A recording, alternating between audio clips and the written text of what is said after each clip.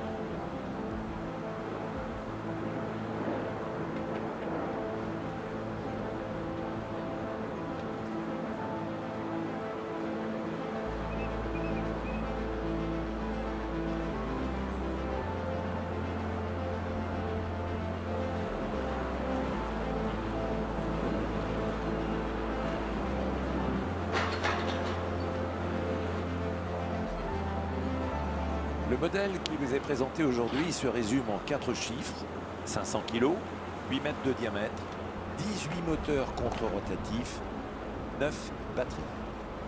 Lorsque ce volocoptère sera certifié, le modèle abouti pèsera 1 tonne. Il évoluera silencieusement puisqu'on est à 75 dB au décollage, 65 décibels en vol, c'est-à-dire 3 fois rien.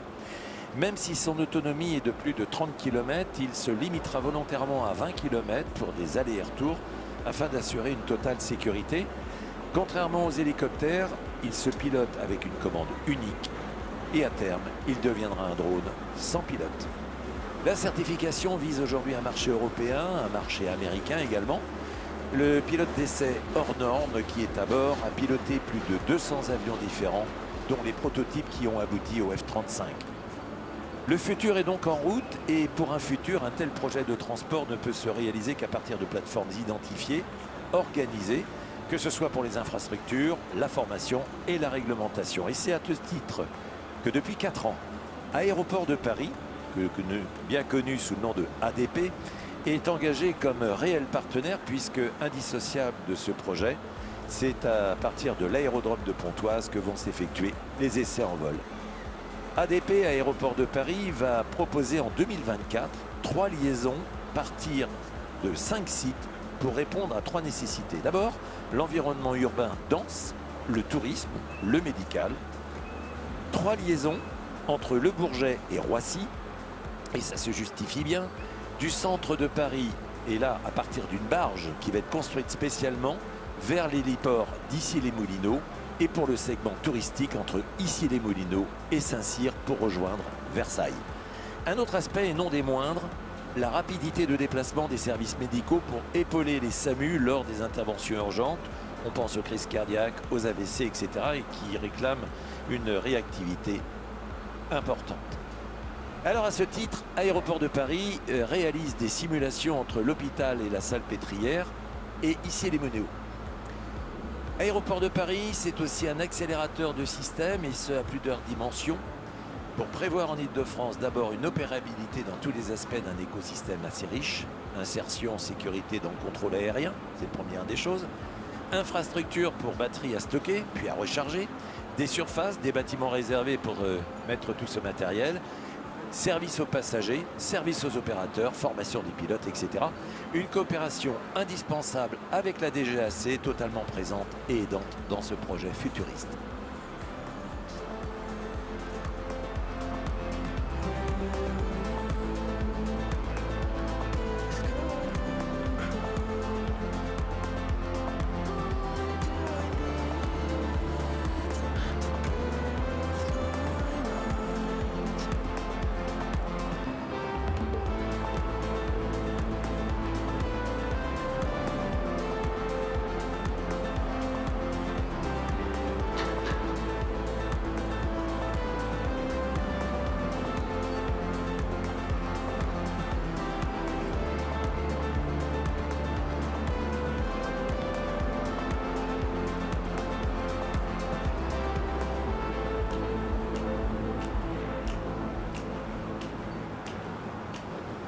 Since the beginning of time, the most crazy ideas have sometimes found a way to become concrete and useful. This is the story of Volocopter, a company created in 2010. From the first flights in 2011 to this day, more than 500 employees have joined the adventure to work on 3 main projects. The electric flying taxi, flying today, the heavy-duty drone, and finally the long-range transport able to carry 4 passengers. The aircraft you can see today can be summed up in 4 numbers: 500 kilograms, 9 meters diameter, and finally 18 engines powered by 9 batteries. Today it's piloted with only a single control stick. Unlike an helicopter, it has no collective and no rudder. In the end, it will be flying fully autonomously. The certification is meant to enter both American and European markets. It will fly commercially above Paris in only 1 year. In partnership with Paris Airport, those aircraft might become the first flying taxi operating for the Paris Olympic Games next year. Paris Airport will be responsible for the whole ground operation management in order to propose a flying taxi service anywhere, anytime.